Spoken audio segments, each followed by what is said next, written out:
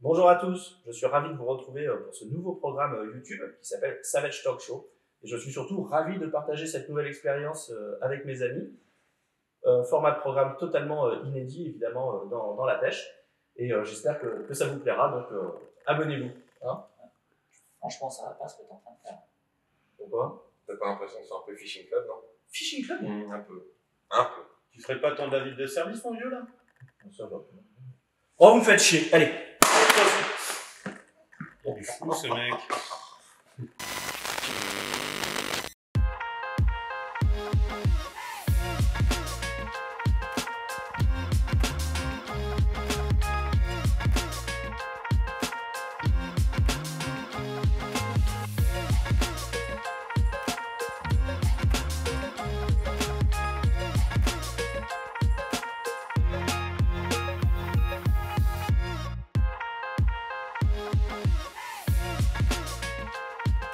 Bonjour à tous, bienvenue pour ce nouveau Savage Talk Show. Je me suis fait un petit peu peur quand j'ai commencé à parler, parce que j'ai fait un petit silence avant, c'est pour ça. Un Savage Talk Show qui sera aujourd'hui un hommage à Michel Drucker, hein, déjà, puisque très bon animateur télé, et puis qui sera consacré au prop bait aujourd'hui. Donc on n'a pas des milliards de choses à raconter, je pense, sur les prop bait. Il y en a quelques-unes. Il y a quelques trucs. Donovan a l'air d'être chaud. J'aurai donc avec moi Donovan Moreau, guide de pêche et membre de la team depuis... Depuis, ça va faire 6 ans. Ah ouais, pas mal. Déjà. Julien Fessot, guide de pêche en mer et en eau douce. C'est ça. Qui nous parlera peut-être d'ailleurs des prop bait en mer. Je sais que c'est pas trop utilisé, mais on en parlera après. Et Quentin Combe, qu'on ne présente plus. Hein. D'ailleurs, déjà, dès le début, on ne présentait pas. On s'en foutait un peu. Un petit peu. Je suis toujours passé un peu. Oui, inaperçu, c'est exactement ça. Quitte pas. Et donc, on va parler des prop bait aussi parce que chez Savage Gear, il y a quand même un prop bait qui est légendaire. C'est ce Side Duck. C'est de lui dont on va parler, je pense, assez rapidement. Et puis, on sort deux nouveaux prop bait cette année. Alors, juste quand même, si j'étais Jean-Christophe David, je ferais un petit point historique, mais je vais pas le faire. Simplement pour rappeler que les prop bait sont là depuis très longtemps, puisque vous savez que le père un peu de la pêche au leurre, contrairement à la légende, c'est pas Laurie Rapala, c'est plutôt Eddon aux États-Unis. Et c'est lui qui a inventé la plupart des grandes familles de leurre actuellement, et dont en particulier, ils sont torpedo, les prop bait. En tout cas, c'est lui qui les a amenés dans leur forme quasiment définitive et telle qu'on les connaît actuellement. Et on se sert beaucoup de la classification des leurres en partant de ceux créés par Monsieur Eddon. Quelqu'un voulait peut-être me parler du Suicide Duck en introduction? Qui est-ce qui veut dire un mot là-dessus? C'est un prop bait. C'est une imitation de petit canard. Hein, alors un prop bait, rappelons-le, c'est un prop bait qui a des hélices. Qui a des hélices, tout simplement. Qui vient de propeller, les hélices en anglais. Ouais. Là, ici, on a une imitation de caneton. Donc c'est un peu ce que pourrait attaquer un brochet quand on va utiliser ce type de leurre. Donc c'est un leurre qui va traîner en surface avec justement les pattes qui vont se mettre à tourner, tout simplement. Alors ce Side Duck, quand même, tout le monde le connaît parce qu'il s'en est vendu quelques cartons. Je sais plus les chiffres exacts, mais je sais que c'est entre 1 demi-million et 1 million. Donc c'est quand même pas mal de leurres. Et moi, je sais pas, vous allez me dire ce que vous en pensez. Moi, je pense que l'une des raisons du succès du Suicide Duck, c'est qu'en fait, dans le marché du leurre, pendant très longtemps, ce qui a porté un peu le leurre, c'était le fait que chaque nouveau leurre était une nouveauté, une anomalie, quasiment un ovni, qui avait un côté extrêmement fun et joué dans les leurres. Et puis après, les grandes machines se sont un petit peu emparées du truc, donc comme d'habitude, ça a un peu tué la créativité. Et ça faisait longtemps qu'on n'avait pas vu un leurre qui pêche, qui prend du poisson, bien décalé. Exactement. Et puis surtout. Et je termine. Et parce que non, mais je cherchais mon idée en même temps. Qu'est-ce que je voulais dire, Dono? Un leurre qui prend du poisson, qui est complètement décalé comme on aime dans la pêche au leurre, c'est un truc un peu fou et tout ça. Et comme ça faisait très longtemps que les poissons n'avaient pas vu passer de prop bait sur l'eau, ça a pris tout de suite masse de poissons. Je pense que c'est ce qui a fait le succès de ce Side Duck, qui est quand même un très bon leurre. Encore une fois, on amène une différence en termes de pêche, et du coup, forcément, les résultats se font vite voir. Hein. Comment tu l'utilises, toi? Moi, simplement lancer ramener. Alors, je vais l'utiliser plutôt dans les zones où il n'y a pas beaucoup d'eau.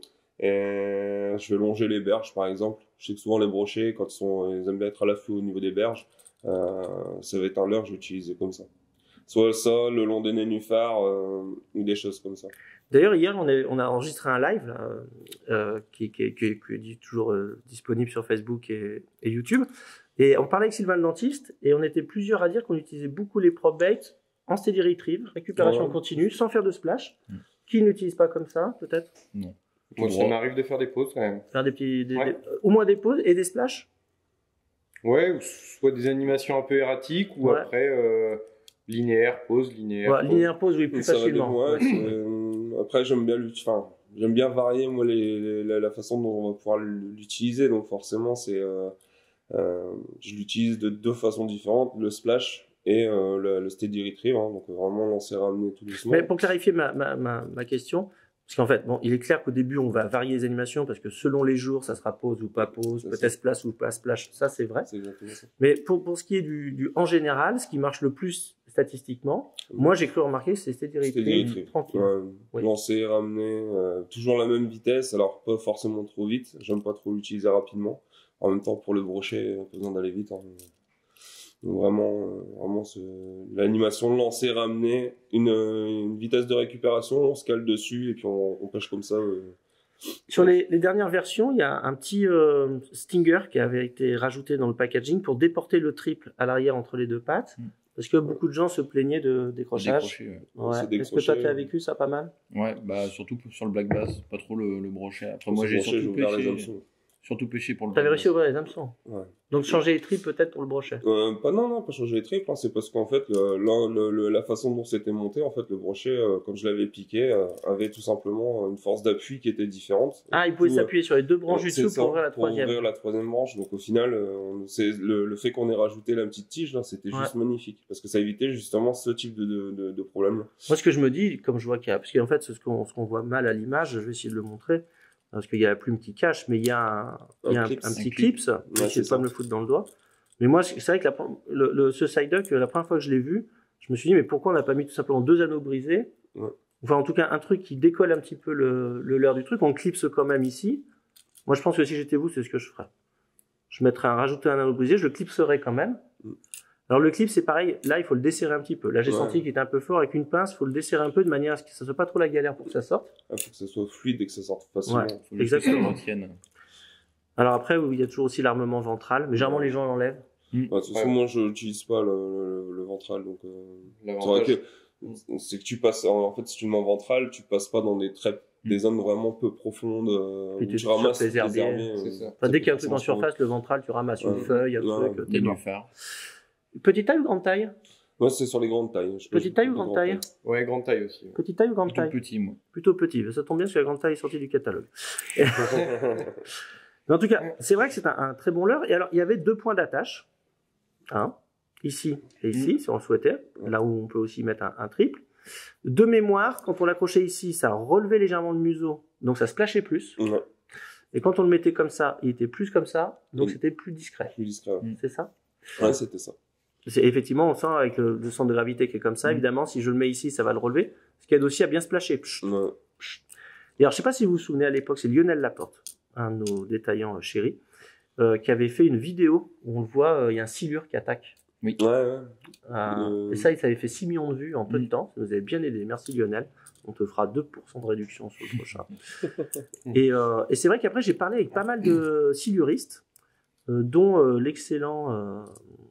cherche son pseudo sur Facebook pour que vous le retrouviez. Celui qui pêche le silure à la mouche. C'est mort sur Facebook. Et il a une superbe chaîne YouTube aussi. Et en fait, les mecs m'ont expliqué qu'en fait, c'était vachement bien parce qu'en fait, les silures qu'on voit au bord, dans les rivières, en fait, sont complètement inactifs. C'est-à-dire qu'ils sont pas là pour s'alimenter. Et donc, c'est souvent difficile de les faire mordre. Et eux, ils utilisaient le side duck. Je vais vous expliquer comment, c'est énorme. Ils lancent, ils font le poser, comme ils disent, le moins discret possible. Donc le side duck, comme il est bien plat, ça va bien, ça fait paf en surface. Après, tu splashes un grand coup pour le réveiller. Et après, tu le ramènes doucement, le silure sort, et dit là, normalement, et c'est ce qui est fou dans la vidéo de Lionel, c'est que normalement, il ne devrait pas attaquer ce silure. Normalement, il passe sous le flotte tube et il disparaît. Et eux, ce qu'ils font, c'est que quand le silure est apporté, ils sortent le leurre de l'eau, ils lui tapent le leurre littéralement sur la gueule, et il y a un réflexe d'aspiration du silure. Ils les prennent comme ça. Je trouvais ça génial. Ça va être hyper fun à faire. Je l'ai pas fait, mais ça va être hyper fun. C'est ce qu'ils appellent le shadow tracking. Quand en été, ils sont vraiment dans les bordures à l'ombre, planqués. Je sais plus comment c'est, track shadow, c'est ça? Track shadow, ouais. Mais là, je crois que ça consiste à descendre des chattes directement devant la gueule. Globalement, c'est aller chercher les silures sur les bordures en été. C'est ça. C'est donner un nom anglais à un truc qu'on fait tous depuis qu'on est gamin. C'est un petit peu ça. Donc ça, c'était notre side dog. Bon, on va pas s'étendre là-dessus parce que tout le monde le connaît. Je pense qu'on a dit l'essentiel. Ce qui peut être intéressant, c'est d'aller vers les autres modèles. Alors, je montre quand même le petit à l'image, dans le coloris que tout le monde aime bien. C'est celui qui a été le plus vendu. Il faut dire que le petit coloris naturel comme ça, il est top. Alors, pas seulement parce qu'il est naturel, mais aussi parce qu'il a l'avantage de ne pas avoir le ventre complètement blanc, déjà aussi, je pense. Il est crème. Il est un peu crème, donc ça casse un petit peu la luminosité. Et puis, on retrouve quand même la possibilité de l'armer dessus, dessous si on veut. Voilà, je vois quelqu'un a enlevé le truc. Là, il a été modifié. Voilà. En plus, c'est un produit qui est très sympa. Il y a juste une chose que je tiens à dire, parce qu'on a eu beaucoup de trucs là-dessus. Il n'y a pas de... Non. Va pas chercher. Reste là. Les pattes sont très solides en action de pêche, mais si vous balancez ça dans une branche ou sur un caillou, elles pètent et il n'y a pas de patte de rechange. Donc, c'est pour votre gueule, comme on dit. Alors, voilà, je tiens à prévenir les gens. Mais sinon, c'est un produit très solide, très sympa. Puis, il y a quelques années, on a sorti un autre leurre, qui était notre Smash Tail, dont j'ai ici la nouvelle version. Qui a pêché au Smash Tail parmi moi, j'ai pêché. Tu peux nous parler? Donc, le Smash Tail était plus grand, là, c'est une petite version que je montre. Non, moi, j'avais les grandes versions, donc et en plus, il y avait une espèce de plombée sur la queue qui permettait d'avoir, je pense, une sonorité un peu particulière. Donc, c'était vraiment, vraiment sympa. Et moi, c'est pareil, c'est un leurre que je vais utiliser donc pour rechercher, alors sur les coups du soir, les coups du matin, c'est un peu comme on veut. Je vais beaucoup utiliser tout ce qui va être prop bait comme ça, c'est quand il pleut ou quand il y a un peu de vent. Et quand les poissons tombent un peu en surface, c'est ça, c'est vraiment faut pas que ce soit lisse, c'est vrai. Ouais, c'est pour les perturber vraiment un peu plus la surface, rajouter une sonorité et puis un peu plus d'intérêt aussi pour le poisson. Alors, ce qu'il faut dire quand même, pendant que tu ramasses tes pensées, parce que j'ai senti que tu étais... Vas-y, récupère tes pensées pendant ce temps, je raconte quelque chose là-dessus. Je fais Jean-Christophe David, petit point historique. C'est typiquement ce genre de forme d'hélice, comme ça, un petit peu hélice de bateau.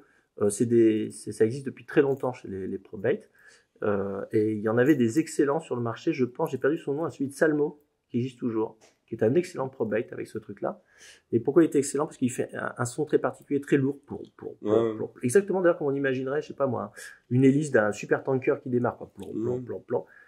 Et donc nous on avait sorti le Smash Tail parce qu'il y avait nos amis qui avaient sorti le Whopper Popper, c'est ça, le Whopper Popper, qui est très bon leurre, très très difficile à trouver. Et en fait ce qu'a fait Emma, c'est qu'il a repris le Whopper Popper, qui est en fait un vieux concept, et je rebondis sur ce que tu as dit, il a rajouté cette espèce de bille en plomb dedans pour essayer de retrouver ce son très très lourd qui faisait le succès de ces super prop baits qu'il y avait auparavant et qui avait un peu disparu du marché. Ouais, et puis comme je dis, c'est un leurre. T'as retrouvé tes pensées? Non, pas trop, mais ça reviendra. Julien, tu as pêché un petit peu avec? Avec l'ancien modèle, moi. L'ancien modèle?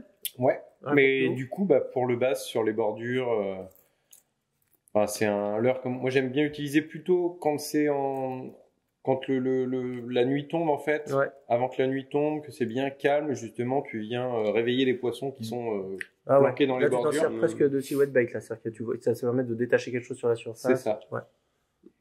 Un petit peu comme Julien, moi, sur les bordures pour les basses. Souvent, quand tu les cherches à l'écrevisse ou worm un peu toute la journée, il y a toujours un moment où ça se tasse un peu. Ouais. Et des fois, de passer un leurre qui va vraiment faire un bruit de débil mental en surface.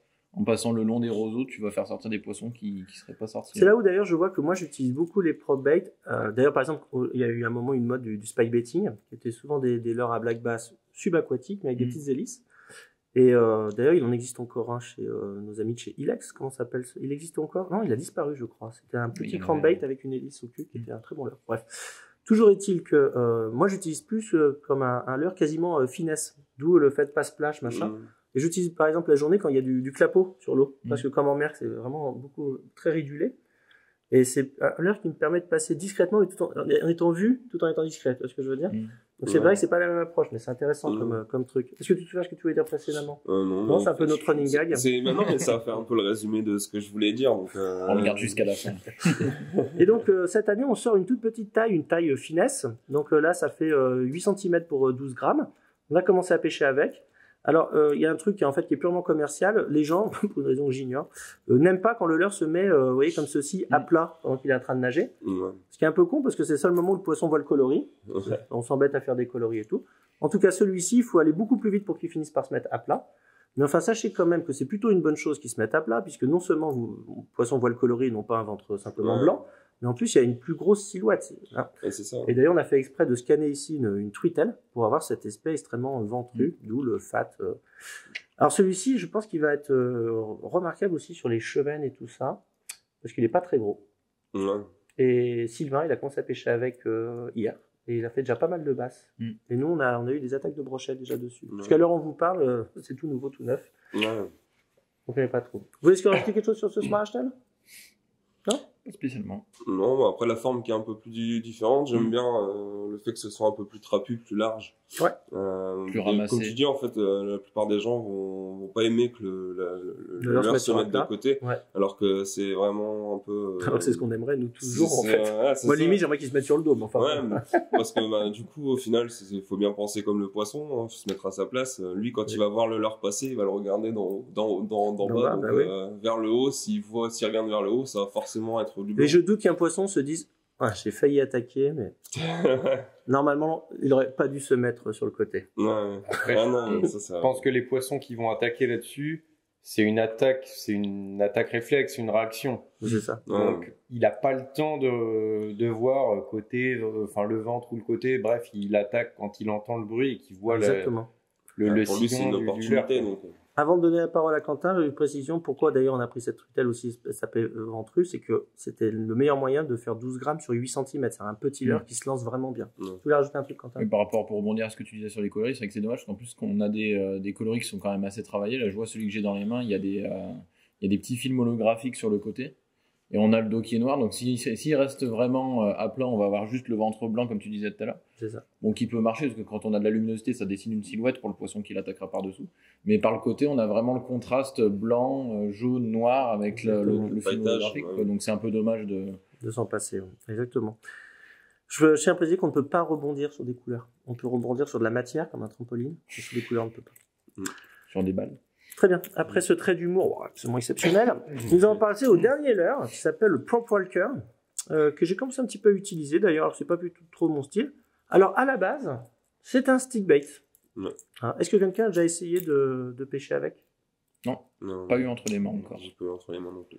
Ouais. Par contre, j'ai déjà plein d'idées pour lui. C'est-à-dire, attends. Déjà, comme tu dis, on a un stick bait à la base, donc je vois déjà bien la chose, c'est commencer à pêcher au stick bait, prendre des touches, et puis au moment où tu n'as plus de touches, par exemple, tu sors les hélices. Et là, tu essaies quelque chose de nouveau. Car oui. C'était caché. C'était caché. Donc, vous voyez, nous avons 4 leurres en un. Alors, en fait, l'idée, c'est un 4 leurres en un, et l'idée qu'a eu Mas, parce que là, c'est pareil, c'est un concept, c'est pas nous qui l'avons inventé, et ce n'est même pas ceux à qui vous pensez, c'est bien plus ancien. Mais là aussi, c'était un peu sorti du marché, parce que la qualité était dégueulasse pour le prix. Donc là, l'idée, c'est de faire un 4 en 1, mais quitte à faire un leurre 4 en 1, ça s'adresse donc à des gens qui n'ont pas forcément beaucoup de moyens, comme les jeunes, autant le faire pas cher. Donc là, l'idée, c'était de reprendre ce concept et de le proposer vraiment pas cher, pour que genre 9,90 divisé par 4, ça fait vraiment pas cher le leurre. Et à ce prix-là, vous avez un savage. Donc là, vous avez une sorte de... C'est un pencil, en fait, à la base, avec un nez biseauté, mais qui fait un peu popper, on peut dire, popper un peu finesse.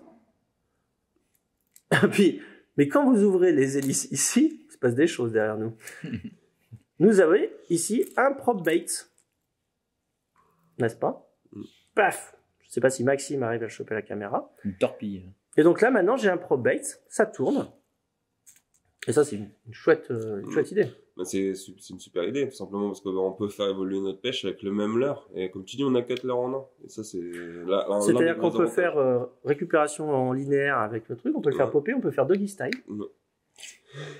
C'est la meilleure animation d'ailleurs. Doggy style? Ouais. Oui.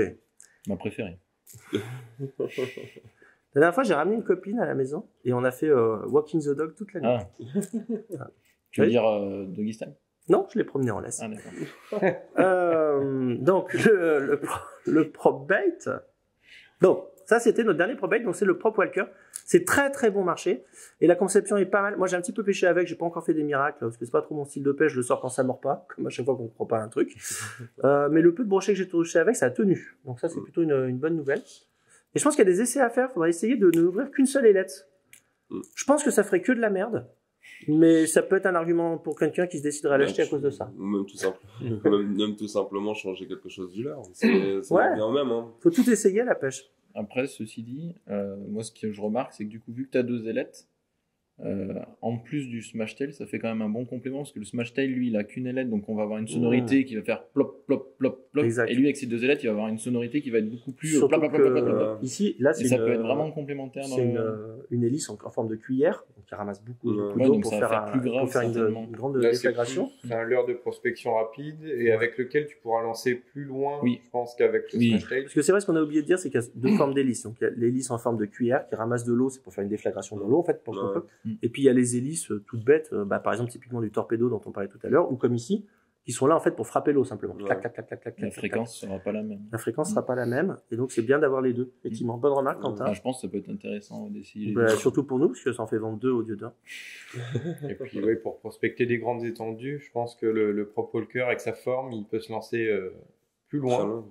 Donc, pour ceux qui pêchent en bateau dans des grands lacs, ça peut être pas mal. Je vois sur certains plans d'eau où tu es obligé de lancer très loin pour atteindre vraiment les bons spots. Yes. Ce type de leurre peut parfaitement correspondre à ce qu'on va chercher. Je pense qu'on a dit l'essentiel. Avant de se quitter, Donovan, comme tu es revenu au travail avec nous, il va falloir que tu passes à la visite médicale. Ouais. Tu vas aller voir celui qu'on appelle Doc Savage, ou parfois Savage Gynéco. Et après ça, on revient pour se dire au revoir. Oh, ma fille.